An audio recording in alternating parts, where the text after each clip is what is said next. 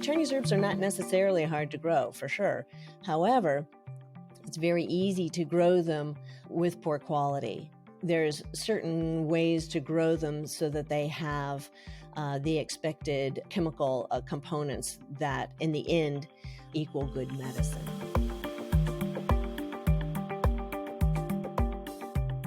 I'm Michael Max, and this is Geological. Ideas about success get instilled in us at a young age. And especially as we move into a practice and we move into a life, success is something that it seems that we're often chasing, looking for, and trying to understand.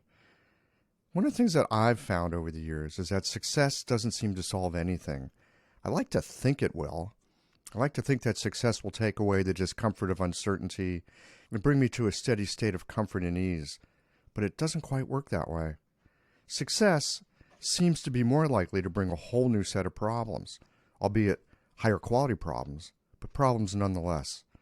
Success doesn't erase insecurities, shadows, or unmanifested potentials. If anything, success takes whatever feelings I'm currently experiencing and ratchets up the emotional intensity. Having more money doesn't always alleviate concerns about security, and at times it can throw more fuel on that fire. For me, having a more interesting and higher level project with increased responsibility usually doesn't result in a better night's sleep.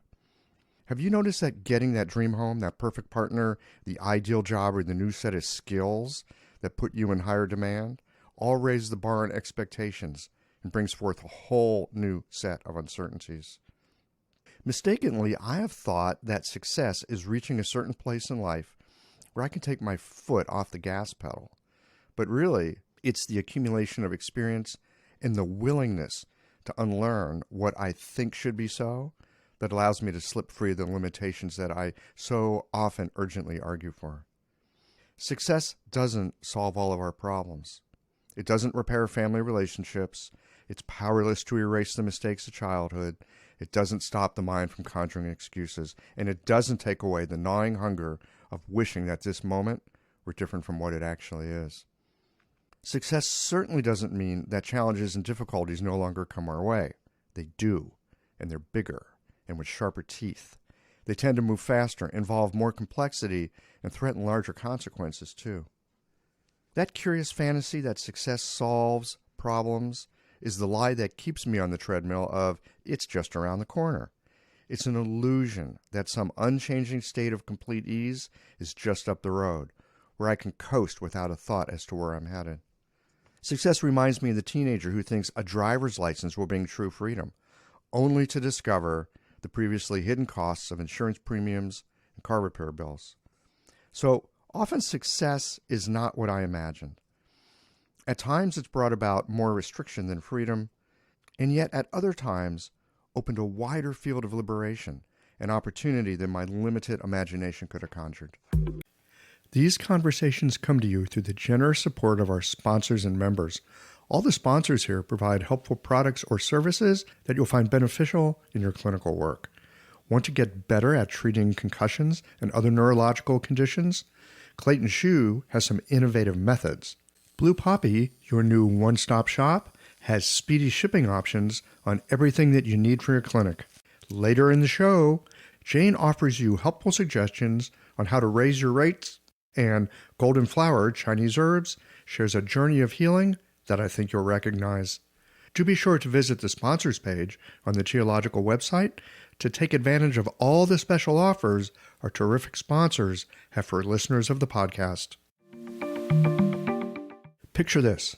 Your clinic is buzzing with patients, and then you realize that you're down to your last box of needles. No need for panic, because Blue Poppy, your one-stop shop for all your acupuncture needs, they ship orders received before 3 p.m. on the same day. With a quick visit to Blue Poppy's website, you can order premium needles, herbal formulas, and that special Dr. Bob's oil that your patients love. Blue Poppy understands practitioners can't keep patients waiting. That's why they strive to get you what you need when you need it. From high-quality Chinese herbs and formulations to acupuncture supplies and clinical essentials, Blue Poppy has served practitioners for nearly 40 years with products that meet the highest of standards. Discover everything Blue Poppy has to offer by visiting www.bluepoppy.com, and don't forget to subscribe to their mailing list for exclusive offers and more. Ever found yourself listening to a geological conversation and thinking, wow, I needed to hear that? Yeah, me too. And I never know when I'm going to hear a guest say something that stops my world and reboots it with a larger perspective. If these conversations have ever helped you to feel more grounded, more inspired, or just less alone in this strange and wonderful work we do, consider becoming a member or supporting the podcast with a bit of tithing to the donation jar. It helps keep the lights on here at the Geological Sound and Motion Lab so that we can bring you these conversations every Tuesday morning. You'll find all the details at geological.com. Thanks for listening and for being a part of this. Hey there, I'm Cameron Jafari, an acupuncturist from Los Angeles. So I started learning nanopuncture from Dr. Clayton Shu because I was facing these complex neurological conditions like stroke and MS in my clinic, and I just felt like I lacked a solid process to treat them. Brain-related issues always felt like a whole different animal, and I was looking for a clinical system that worked and could guide me through them. So after attending my first nanopuncture seminar, I was able to apply the process pretty quickly and with pretty amazing results. I remember the first stroke patient I saw afterwards was a guy who had had a stroke 2 years back, and he couldn't talk at all. And after a few treatments, he started saying a few words.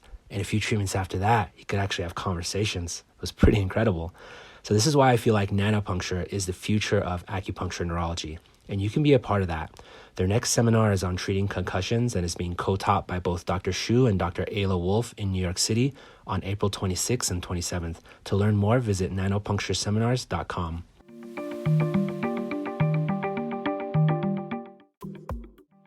I've got Peg Schafer with me today. Peg is involved in something really important to us Chinese herbal medicine practitioners. She grows herbs. You know, a lot of us spend inordinate amounts of time learning how to use the medicine, but we don't know much about growing the medicine. Peg's gotten into that. We're going to get into this conversation. Peg, welcome to Geological. Thank you for inviting me, Michael. I'm glad to be here. I'm delighted to have you. So a question that I usually ask people at the beginning of a podcast is, how did you get here? Whatever got you started with Chinese medicine? And in particular, I mean, life is busy and complicated enough. Why would you get into growing herbs? Well, I got involved in Chinese medicine for a number of reasons. I was using Chinese medicine, and I was an organic grower of veggies, and I was starting to wonder what was in the Chinese herbs. There were a lot of powders at that point, tea pills, not so much of, shall we say, whole herb. And I'm a questioning sort of person. So it was like, what is this powder that I'm taking? And obviously it works because it was having great effect. When I had a change of venue, which was precipitated by a car accident, unfortunately, getting rear-ended is less fun. It'll change your life, won't it? Yeah, right. But luckily, I was functioning after a bit of time. And with the help of Chinese medicine, I was back on track. And so I had a break. And so I was, well, okay, what can I do? Because I ended my job. And so I was like, okay, now I need to find something else to do. I'm an agriculturist. And I had a small plot of land, and my acupuncturist was going, grow Chinese herbs, grow Chinese herbs. And I was like, I don't know anything about it. And there was nothing on the internet. The internet was young. This was the late 90s, and there wasn't much out there. And I spent 2 years looking at herbs and growing and trying to look at the market, and finally decided to get into it. I started small, and then I had the lucky break. I was going down to the ACTCM and checking things out there. That's the American College of Traditional Chinese Medicine in San Francisco, which is just a little over an hour from Petaluma, where we have our farm, the Chinese Medicinal Herb Farm. And so I was going down there, and I met a gentleman named Robert Newman, who was just getting ready to graduate. And he had collected a large amount of Chinese herbs. And he had sourced them from China via basically the mail. And it just doesn't happen like that anymore. So when he graduated, he was invited to go to Nanjing Botanical Gardens as the guest curator of their medicinal collection. And so before he went off, he disseminated his collection to 6 different growers throughout the United States. And at that point, it was, a significant collection. At this point, fast forward another 20 years or so, it's just, I still have the collection and there's only a couple of us left. Most people have aged out. So I'm the youngest by a number of years. And so we have maintained the collection and then, of course, found a number of Chinese herbs, other herbs along the way. So we have more than 500 different Chinese medicinal plants in our collection. It's a significant collection at this point, and we are endeavoring at this point to get them into a public institution to make them available for teaching and for viewing and for the public at large. Wow. First of all, you started off as a farmer. You were already growing stuff. Yeah. So you've got a background in horticulture and love of plants and that sort of thing. Yes, I have a certificate in greenhouse management. Okay. And then because of life circumstances, in this case, a car accident, you ended up with acupuncture. You got this introduction to Chinese herbs, and then you kind of got curious about it. Yeah. And so I started farming Chinese herbs, and then we changed farms so I could have more space. And at that point, I had already had a thriving internship going, and where I had people coming on farm that were both farmers or students or acupuncturists or various and assorted other interested folks. And we would grow out the herbs. We'd spend the morning either growing, harvesting, cultivating, whatever it was of the Chinese herbs. And then the afternoon, I would lecture about what we were doing, how we were doing, why we were doing it, how others grow. So with the whole aspect of folks getting into growing so that they could grow efficacious herbs anywhere. So we had people coming from all over the place. And so I wanted people to go out to be able to grow Chinese herbs with good quality and with intent toward good quality, because I realized from my early experiments that you can really grow. Chinese herbs are not necessarily hard to grow, for sure. However, it's very easy to grow them with poor quality. There's certain ways to grow them so that they have the expected chemical components that in the end equal good medicine. They've been cultivating this stuff in China for thousands of years. I suspect there's a lot of knowledge that gets passed down or is just built into the system these days. And then, of course, more in the modern age here, we've got, mass-produced farming that brings in a whole different element. You bring up the point here of the herbs are not hard to grow, but growing them so that they've got the right juice, so to speak, for being used for healing. That's a different thing. That takes a different kind of focus.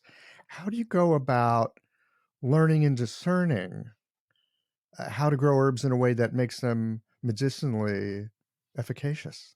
First of all, I'm taking the cues from Mother Nature. So I'm just following suit or trying to not get in the way, because the empirical knowledge that Chinese medicine is based on and what is taught to the students and thus what is used in clinic has been based on wild cultivated plants or wild plants.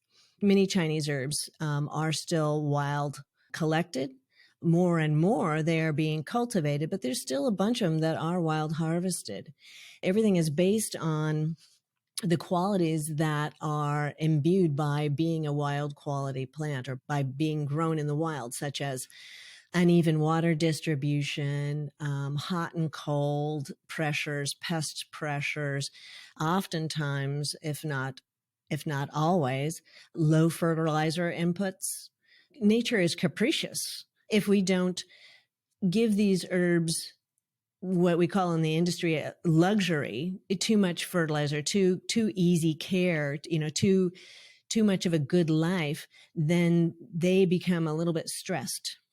And when the plants become stressed, they start to put out chemicals to try and protect themselves.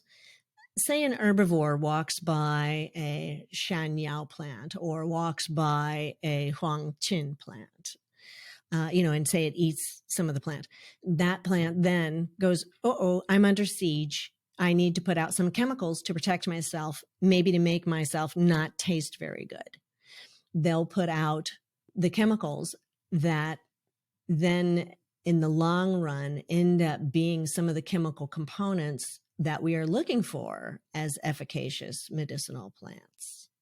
Maybe it's not Shanyao and maybe it's not Huangqin. I don't know each individual plant, but certainly for a lot of them, certain pressures will bring out the active components that we are looking for. And so we have to allow for those pressures to be able to make efficacious plants. And it was just almost serendipitous that we discovered it here. In China, they knew it for a long time. And now we have all of these resources that are available to us now.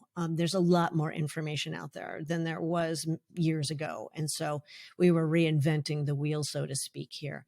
And now we're able to compare back a little bit more. There's a lot more openness. There's a lot more availability of knowledge.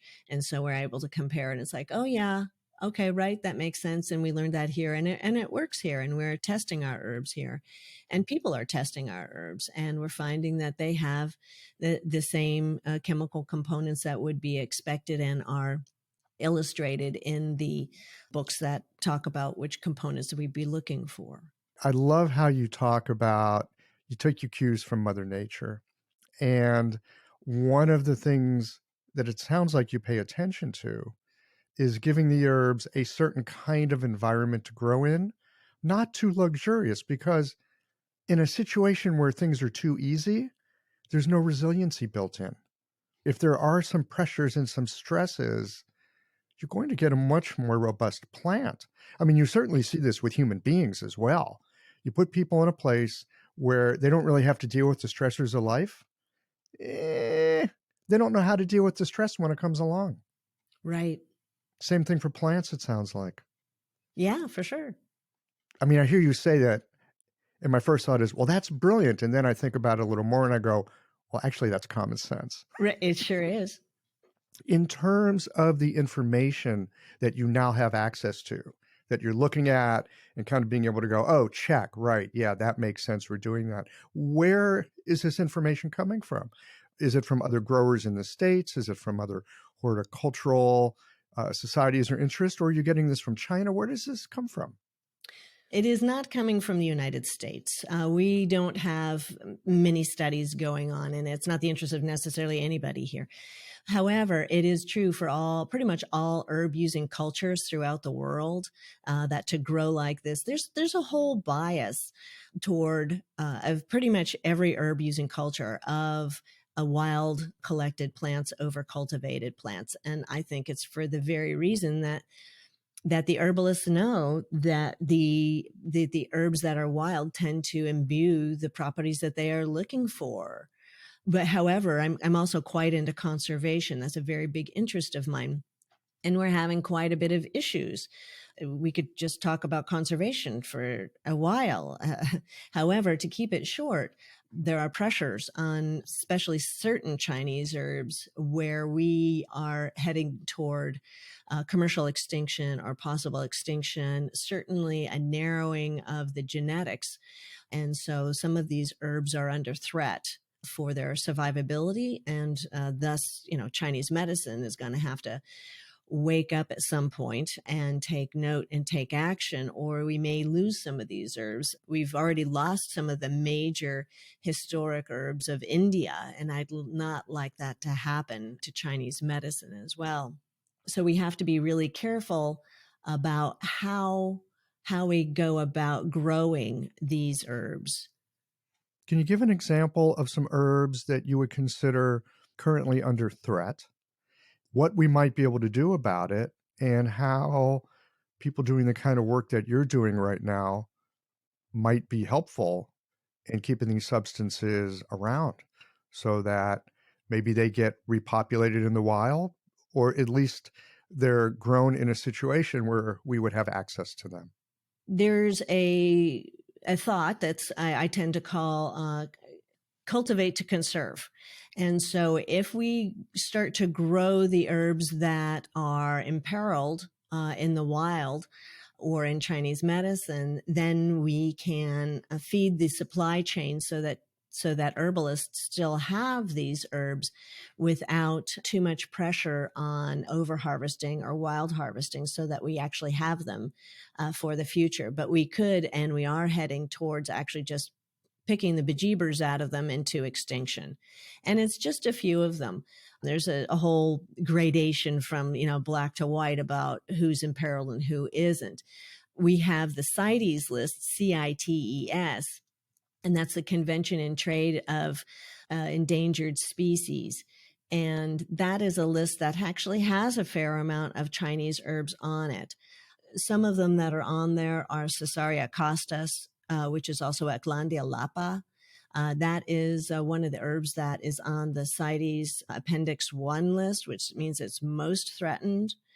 So that one's in great peril. And so if we can grow that and serve the industry, we can let nature try and find its balance and make it so that we are not, as an industry, causing extinction.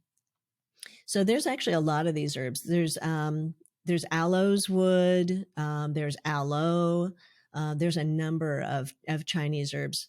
In my book, The Chinese Medicinal Herb Farm, published by Chelsea Green, we have a whole table in there that offers which herbs are now on the CITES list.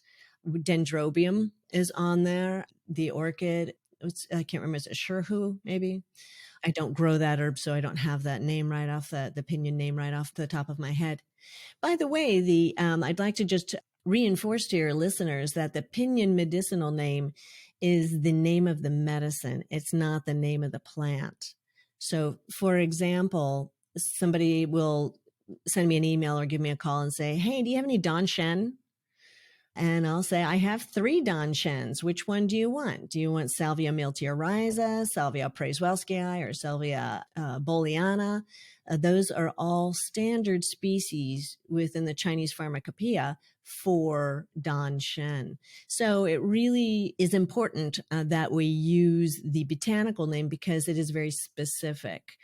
And Danshen is not a legal name here. And so if we're following good manufacturing practices, of which I'm hoping everybody is starting to come on board with, or at least have an understanding with, that as we're starting to use herbs more and more, that the packaging is actually legal at this point, where the package will say, and maybe it does say Danshen. That would be great, because words are for communication. However, it also needs to say what genus and species is within that bag. That will help tighten up and keep us legal within the supply chain. And that's a whole nother issue. This episode is brought to you by Jane, the clinic management software that I use to keep my practice running smoothly. So, let's talk about something that can be a little bit uncomfortable: raising your fees. I know, this is something that might feel awkward, but it doesn't have to. With a bit of planning and care, you can handle it in a way that feels right for you and your patients. One tip: give yourself at least 2 months to prepare. This gives you time to get comfortable with the change and let your patients know what's happening. You can share the news through emails, booking reminders, or even just a friendly little sign in your clinic, and avoid over-apologizing. Instead, keep it straightforward and matter-of-fact. Keeping things consistent across the ways that you communicate can really help avoid confusion. Fee increases aren't always easy, but you're not on your own here. For more tips and ideas on how to communicate these changes with confidence, check out frontdesk.chain.app and look for the article, How to Tell Your Clients You're Raising Your Fees. Oh, and one last thing, if you're ready to give Jane a try, use the code CHIOLOGICAL for a 1-month grace period on your new Jane account. Yeah, that's an entire other issue. It's something certainly I haven't really thought that much about. I mainly work with these substances as a clinical practitioner. I figured Danshen is Danshen. Now I find out there's actually 3 different varieties. Do they have different medicinal qualities to your understanding? That's a good qualifier to my understanding.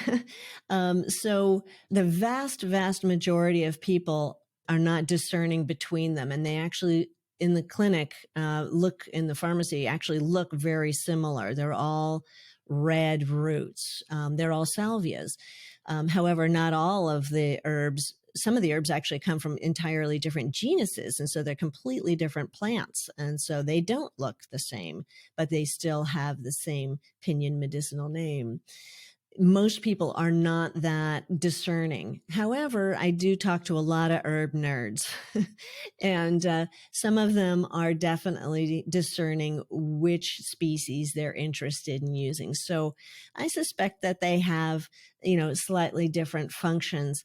It's like if we think about an orange, a cara orange as opposed to a navel orange, they are going to taste different, but medicinally speaking, I'm not sure how different that they are, but they do have slightly different flavors. And with flavor following function for a non-Chinese herbalist like me, I can understand that. Yeah, that's the basis of our medicine. That's right. Is the flavor is very much a part of the function. Exactly.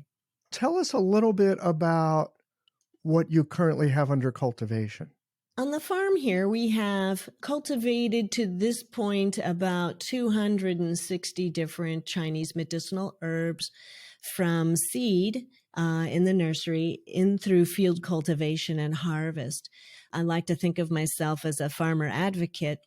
Part of my job and my mission of my business is to figure out how to cultivate these herbs and then dispense that information to growers and farmers. It's a big job. Not everybody has that time, that inclination. Most farmers actually just take herbs or just take plants that they already buy and grow them. Or if it's easy seed, then they just grow those out. However, a lot of these herbs being perennial in nature, they're slow growing. They are undomesticated and unselected. And so a lot of them are very specific of how to grow them. A lot of folks may not have the skill set or the knowledge to figure out how to cultivate them. There's all kinds of multi-cycle situations for each individual herb to unlock the dormancy periods so that they start to grow. And some of them do grow fairly slowly. So Tianmendang, Asparagus cochinchинensis, that actually takes 2 years to germinate. To Peonies, germinate. and peonies oftentimes take 2 years to germinate. It's a species survivability situation, so it makes sense when you think about it from the plant's point of view, and that's how I try and grow things. I try and think about it from the plant's point of view and what works best for them, and things start to fall into place. But if we try and treat every seed like a cultivated and selected lettuce, that's just not going to work. It's like you sow a lettuce seed and boom, they all come up all at the same time, and it's all very neat, and you know exactly when you can harvest them or when you can transplant them, all these things. But the Chinese herbs, they all have their own schedules because they're wild in origin, and we need to keep them that way. We don't really want to be selecting different traits for them, because when we start mucking around with that, we are changing the chemical profiles. And when we start changing the chemical profiles, it will start to affect the medicine. And I think we need to step out of that role and let nature do it, because Chinese medicine is so old. We simply do not have the time to conduct all these experiments for another 5,000 years. So we need to step out of the way and let nature do its job. And then in the long run, it will have the chemical outcomes in the clinic that we are expecting. I'm just sitting here looking out my window. I've got these nice windows that look out on my yard. There's a bunch of trees, lots of plant material out there. Thinking about all these things that grow in their own time, their own season, their own pace. You were just talking about lettuce, and I had this image in my mind of all these good soldiers standing up at the same time, marching in a line, like we were all taught in school: stand in a line, raise your hand to talk, blah, blah, blah, blah, blah. the plants that we use as medicine, they're not good soldiers. They're these independent wild creatures. And what I hear you saying is in service of these plants, in service of our patients, in service of nature, what you are looking to do is not turn these things into cultivated plants. You're looking to create environments where these things can flourish in the way that nature has taught them to flourish over the course of, eons. That's what it sounds like your work is. You're not looking to make a farm. You're looking to make this kind of ecosystem. Yes and no. I'm trying to mimic nature and kind of stand out of the way. Mm. Yeah, and it does take some time. How do you go about mimicking nature? That's actually not so hard. It's actually easier than cultivating, in a very strict environment and trying to get the plants to adhere to us and our ways and our schedules and things like that. I've backed it around so that I look at the plant and I see what the plant wants. I look up where the plant comes from in China. And so if it comes from an environment that is similar to my environment, it seems like a good bet for me to grow here, at least to try as a start. If it's from a greatly different environment, it might not be a good idea for me to grow it here. It would be more work on my part to modify the environment so that it is happy. And I do that. I have a little greenhouse set up here for ma huang because I'm trying to grow up ma huang seed, and we're having great success. And that's wonderful. But I'm in Northern California on the coast. This is not ma huang territory. It's not ma huang territory, no. No, it is not. But I don't have anybody else right now to create and grow out the seed with the specific background that this seed comes from. I know where a lot of this seed originally was harvested in China. I have an interest in this specific germplasm that I'm growing. And so it's like, okay, I just have to grow it myself, which is fine. And so I modified an environment. I modified it greatly. Is it cost effective for me as a farmer to do that? No. But my mission is to keep this collection alive. And to do that and to have that security of that ma huang, very important plant, is to modify that environment. But going back to cultivating plants with wild intent and to try and mimic nature, I look at where that plant comes from. Is it a forest plant? Is it a savanna plant? Is it a water plant? And can I accommodate it here in a manner that it is not like invasive? I have to be careful of invasive plants. Like I would never put a water plant in our pond because our pond is open to the San Francisco Bay. So I'm not going to do that because I don't want to introduce a Chinese herb that might become a pest. So I'm very careful about that. But if I have another, area that is more secure and I want to grow a water plant, sure, maybe that would work. Something like, again, the Caesarea costus. That is a pondside plant.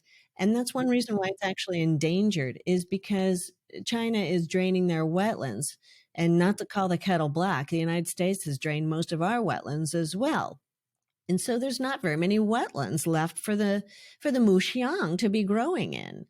We do have an area that's secured. And so we're trying to grow, that herb out here. Maybe it makes a good herb, maybe it doesn't, but it's very endangered and we have the material. And so I hope to cultivate it enough to get material, germplasm as in seed, to be able to disseminate so that we can lessen the pressures of wild harvest of that plant. So I'm trying to match the environment to the particular herb. And I have students all over the United States at this point. Like I have a student that's in Reno or outside Reno. She is definitely going to be the recipient of some of these plants that we're growing, these little tiny ma huang plants that are now germinating in the greenhouse. And so she will be growing out some of those because she has the perfect environment that matches the native environment of where ephedra sinica, in this case, comes from. So I just try and find out how the plant likes to grow, and I try and mimic that. Low fertilizer. I don't give hardly any inputs. It's easier on me as a farmer. It's cheaper for me as a farmer to try and just go with the flow and step out of the way. So low inputs. I do always grow cover crops in between medicinal herb crops. I think that's very important to keep the soil biology alive and thriving, and to have as many creatures in the soil growing off those root exudates as possible. And Chinese herbs is really good that way because they are perennials, mostly are perennials anyway. There's hardly any annuals. And so there ends up being less tillage. And so less tillage means that there is a more stable soil food web, and it tends to be more fungi based. So that's quite good because it makes it so that the biology is not fractured so frequently as happens in our annual rotation of our vegetable crops. And so it leads to a healthier soil food web, which basically means that we have healthier plants and it's easier to grow. Generally speaking, of course, it takes more time to grow Chinese herbs. I mean, there are very few annuals, as I mentioned, but if you've got space and time, it's less work in the long run. You're building and attending to an ecosystem, which sounds a lot like the practice of Chinese medicine when you come right down to it, doesn't it? Yes, and it fits so nicely in with polyculture or permaculture or integrated, planting systems. There's many, many names for growing plants in community, even companion planting. And so it works really well with hedgerow situations, into gardening situations.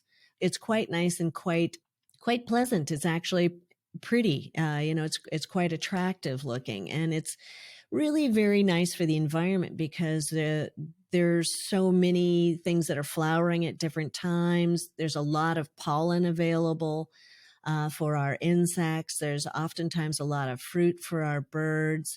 So it actually is quite nice for the environment. From what I'm gathering in the short time that we've been talking, you've got students. They're probably practitioners, or in some ways interested. They're learning this, but it also sounds like because they live in different ecosystems, there are particular plants that perhaps they could grow very well. You almost sound like some kind of mothership where you've got all these germplasms, all this attention given to keeping species alive and vital, and then distributing them in places where they will do quite well. Tell us a little bit about what you teach and who you teach, and about that piece of the network, because I'm hearing about a web of life here. And I'd like to hear about the side that your students and the other people that are doing this work. Yes, I'm quite interested in working with people that are folks that are interested in sharing and giving and working together, because this is a very big project. I've been working on this for a long time, and when I first started, I was just, an average grower, and I thought I will just start growing Chinese herbs and I'll just sell them, just as per regular farming. And then it got to be where people would want formulas, and there was so many herbs that were needed. I mean, there are hundreds and thousands of medicinal plants that make up the Chinese pharmacopoeia, and no farmer can grow all of those. At the most, we grew like 40. And when we started getting to 45 as an active row cropping operation, it was tweaking me. It was just way too many things to keep track of. Like, how do you grow this? How many years in ground? Does this particular crop really like calcium? And do I need to throw some oyster shell at it? And how exactly do I harvest it? And then what happens? What's post-harvest? And, just everything that needed to happen. It was just a lot to keep track of. It got to be pretty clear to me that we needed to I needed to get together and find other people that were growing Chinese herbs so that we could work together and make an understanding and make whole formulas. I've been teaching for a long time. And so when I do workshops, a lot of the workshops were very intensive, and I would go and I welcome other people to invite me, whether it's agricultural conferences or ANOM conferences or different colleges would invite me to come and speak, and we would get and invite different practitioners, different Chinese herbalists and local farmers and farming groups for wherever I happened to be. And we would get together, and sometimes groups would actually form out of these 1, 2, 3, 4, 5 day long sessions on growing Chinese herbs. And so it was very attractive to each group because the growers didn't necessarily know what in the world anybody, which herbs did they want of all of these different herbs? Who wants what? And what is it supposed to look like? And they had all these questions, but they had an interest. There's a lot of entrepreneurial farmers out there. And so they needed the support of who, what, where, why, when, all this stuff. And then the practitioners were like, I can't find the quality that I want, or I used to get what I liked and now I can't find it anymore, or I don't like the quality. It seems like it's got too much sulfur, or I just plain can't get it, or I'd like to have a domestic herb. I'd like to participate in this process a little bit more, or it may just be that I want fresher herbs. So we'd get these people together, and they would start to work together to try and make a local situation for each of these industry groups to serve each other. It's a big job. It's a big job for all involved. But at this point, given the situation from China, where even China is now importing Chinese herbs from other Asian countries into China and exporting them out as Chinese herbs because they've exceeded the carrying capacity for some of the herbs. So there's a lot of pressure in a number of different ways.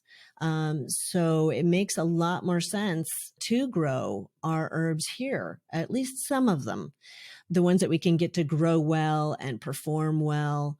And we need to be, looking at these qualities, but it makes a lot of sense for us to be growing here at this point. And so that is what I've been spending a lot of time on. And it's going to take all stakeholders, and we're going to need help. Previously, in agricultural situations, oftentimes our land grant colleges would help and kick out the information and do some studying to try and find out how to cultivate a particular crop. And then they'd give those specs to the farmers. And so the farmers could just take it and run with it. Well, our land grant colleges have been co-opted by people that are now strictly doing genetically modified and have patenting interests. They no longer are doing traditional breeding of any nature. So we kind of got kicked out to the alley, and we're on our own at this point. But to the industry itself, the ANOM industry, it's getting kicked back to that. The agriculturists don't necessarily understand that there is a huge need for that, but the ANOM community certainly should. And if they don't or haven't, they need to wake up and smell the coffee, because what's coming around the turn there is not attractive. And if they want to have the tools of their trade, if they'd like to have good quality herbs, if they'd like to have a non-broken system where they continuously are able to get the herbs, then they're going to have to participate in making sure that we have a venture happening here. It's not like going to the grocery store and expecting to just buy anything whenever you want. It takes time to grow these things. Imagine this. A patient walks into your clinic. They're carrying more than the pain in their body. There's a story there.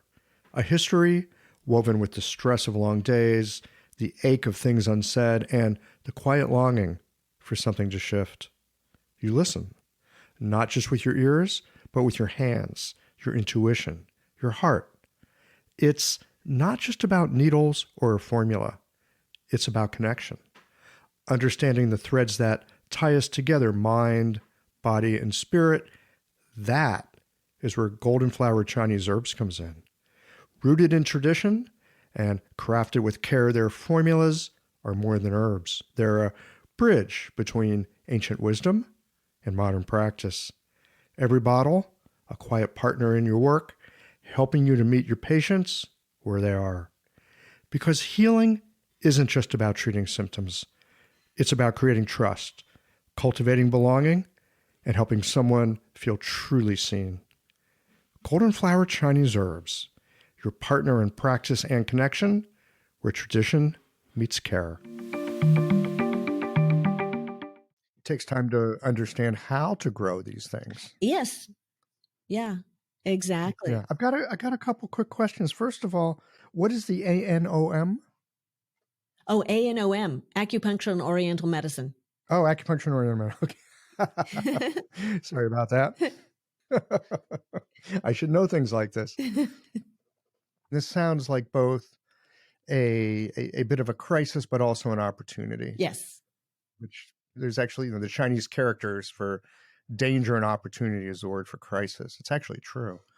So the land-grant colleges have now been co-opted to do, genetic and patented stuff. Right. So on one hand, we can look at that and go, uh-oh, now we're in trouble. But on the other hand, I suspect anyone who's a bit entrepreneurial looks at that, licks their chops and go, here's a place I can make a difference.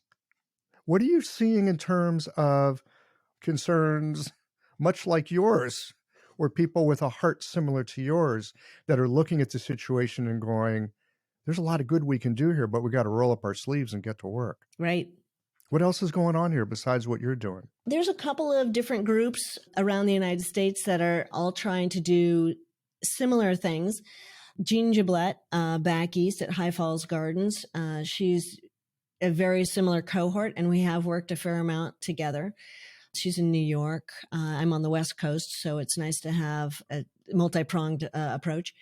For the farmers, there are entrepreneurial farmers. However, in the climate that we have at this point, it is very difficult for a farmer. It's almost impossible for a farmer to try and solely support the emerging market of Chinese herbs, to the point where we've had a number of really good folks go out of business because it's been too hard.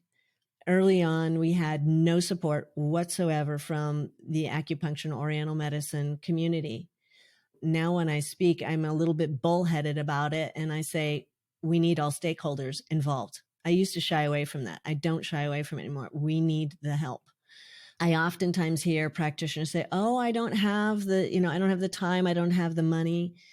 But, just to be really frank, farmers work harder and longer hours than acupuncturists. It's in the acupuncturist's interest to help farmers create their herbs. Bottom line, I just have to be just very bold and clear about it now. Farmers are really trying. I have really tried. It's just going to take all of us to do it. It would be really nice to get some support to try and figure out how to grow some of these herbs. We have some herbs that we don't know how to grow yet. It's a lot of experimentation, and it takes time, and it takes a lot of effort. And the ANOM community can't expect another group to support their effort without their inputs. So for those of us that are acupuncturists, and more importantly, those of us that are herbalists, how can we help? What can we do? You can participate in the emerging market by helping support growers, and we're trying to get some venues going. Over here on the West Coast, some of my students are putting together a group, an association, of which they still need to pick a name, but they are moving and endeavoring forward. And there's a number of people involved. It's not just growers, but it's also acupuncturists. There's a lot of work to be done in trying to start up a collaborative group. It takes time, it takes money, it takes expertise. And so we're trying to get folks that have different skill sets so that we can work on databasing and so that we can have a treasurer. It's like none of the farmers want to be a treasurer, so that we can try and gather funds so that we can do outreach to farmers and lots of different things. And so we're trying to also create a brokerage so that we can sell the farmers goods. The average farmer of anything spends at least 50% of their time trying to sell their crop. Well, for Chinese medicine, it's not nearly that much because everybody wants our herbs because people are like really excited when they see them and smell them and they want them. However, you still have to do some outreach. And so we need to form a whole organization out here, and we've got a really good core group of people. I don't want to see it fail because it's too much work for the few people that are trying to do it, or the farmers that are midnighting, trying to set up databases and things like that. We need help. We need help on lots of different levels.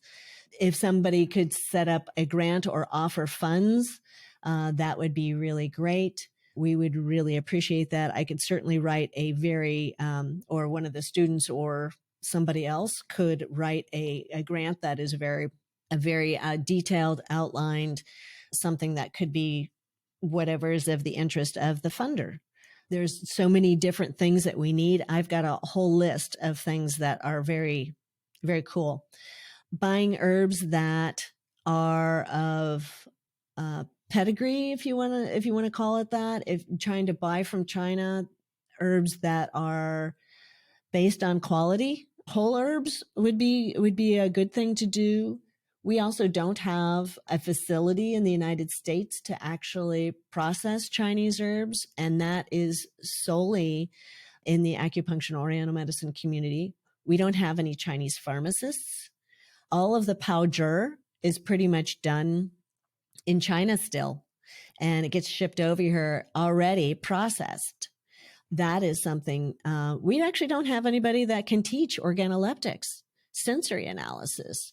That would be a really important thing for both agriculturists and Chinese herbalists.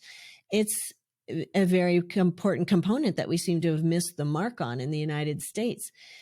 Chinese medicine is great, and it's going to be a little bit different than it is in China just because the nature of the people that are being served, if nothing else. However, we need to have the whole picture, and we are missing that component. So I have a little challenge to put it out to somebody if they have that skill set to foster organoleptic analysis, because it's very important. I'm not somebody who hangs out in one camp or the other of either organoleptics or laboratory analysis. We need all of these tools, and it would be really nice to have them on board. If we can educate our Chinese herbalists to understand more about organoleptics, then we will elevate our knowledge here of people that are using Chinese herbs. It's so important to be able to discern good quality wherever it may come from. What exactly is organoleptics? Is it the ability to look at a particular plant and know, oh yeah, this is good, this is not good, it's missing this, it's got that?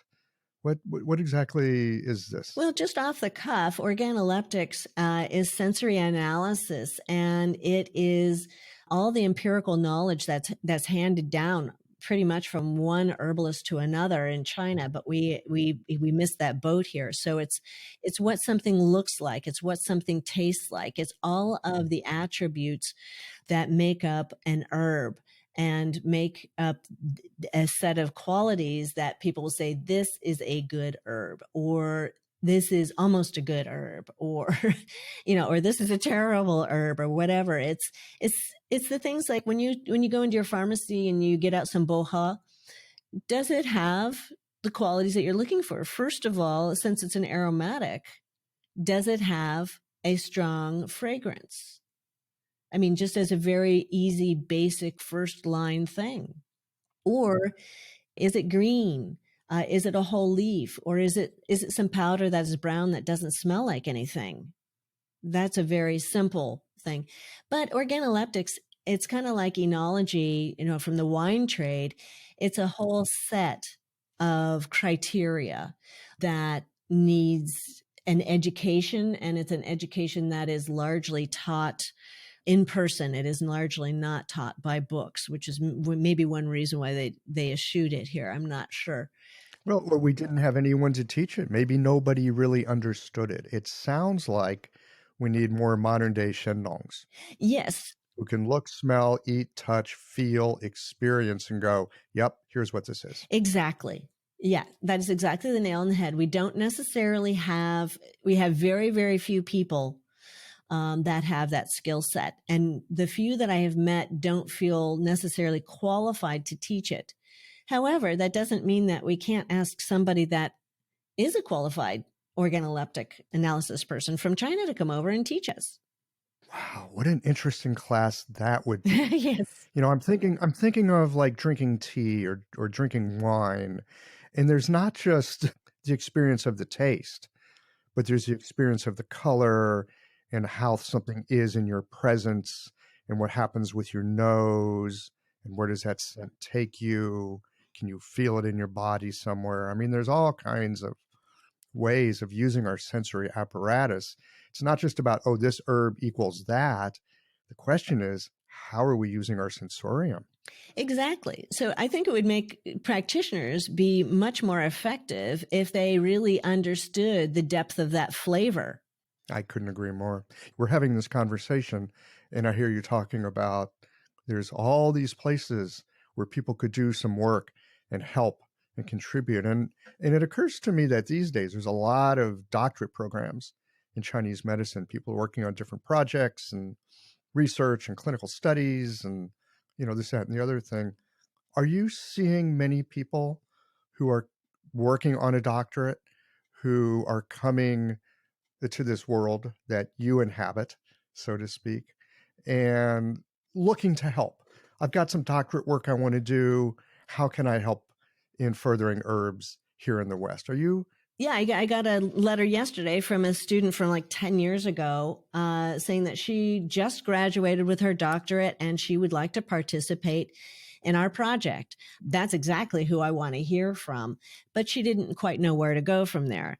I totally get that. However, when they do the doctorate, I know that there's so many things, and it's a very serious program. And the entire Chinese medicine is very serious and very thorough, and it's a big deal. It takes up a huge amount of time, and it's, there's a lot to it. However, even all the way through the doctorate program, they don't teach any botany. So you don't even know the basis of the plants that are in use. I mean, the herbalist as a practitioner is the last line of defense before something gets to a patient. And if somebody gives the wrong thing, it can be deleterious. And we know that from history. It doesn't happen that often, but we need to be really careful. And consequently, over here on the agriculture side, where I teach very good diligence for making sure that we know exactly what we have, so that when we dispense it to the practitioners, that they can be assured of what they have, because they do not have the skill set to know what they're looking at. Right. We have the skill set to prescribe. That's right. And maybe we know what it looks like. But these days, I know most of my herbs come in a bottle. They're pre-cooked. Now, I was lucky that when I studied them, we had actual herbs that we would look at and smell and taste and touch. Right. And all that stuff. Well, you can still do the tasting. The tasting will still work even if it's a ground up powder. That's true. Yeah. And I mean, there is compliance, patient compliance. I certainly understand that, but we just need some more awareness. So we are having doctorate students, or graduates that are coming through, and that's nice. And they understand and have a deep desire to really make a difference. And some of them certainly find their way here to continue to try and make a difference. And that's wonderful. And I do appreciate that. And we need more of those. Yeah, there's a lot of different ways people can participate. I encourage people to get on my website, which is just ChineseMedicinalHerbFarm.com, and take a look. And if they have some questions or they would like to participate, to contact me, and we can work with whatever skill set and interests they have to try and make the industry better in all ways. Because it's a gift to humanity, and we need it more so than ever with what's been going on, not only in the world and with our environment, but with our current state of healthcare. We certainly have our work cut out for us. I want to thank you for a couple of things. First, for taking the time today. Second, for the amazing work that you're doing and that you've been doing. You know, the herbs are something that, again, as a practitioner, I'm familiar with prescribing. I don't know much about how they get here, what the life of an herb is like before, it becomes, to me, a medicinal substance. So your work is incredible. It's needed. And for all y'all out there that are listening, we've been talking about some places where if you want to make a difference, you can make a difference. So don't hesitate to go to Peg's website and check it out.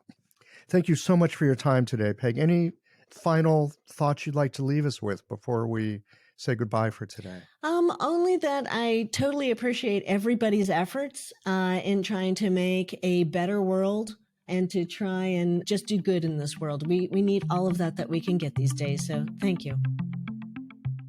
Well, here we are at the end of this episode. If you've listened up to this point, you're either a rabid fan of Qiological or the forward button on your podcast player stopped working. If you are indeed a fan of the podcast, you can help us to bring new episodes to our community of practitioners by supporting us with a membership or a one-time contribution. Details, of course, are on the website. That's it for today, friends. Join us again next Tuesday for another thoughtful episode of Qiological.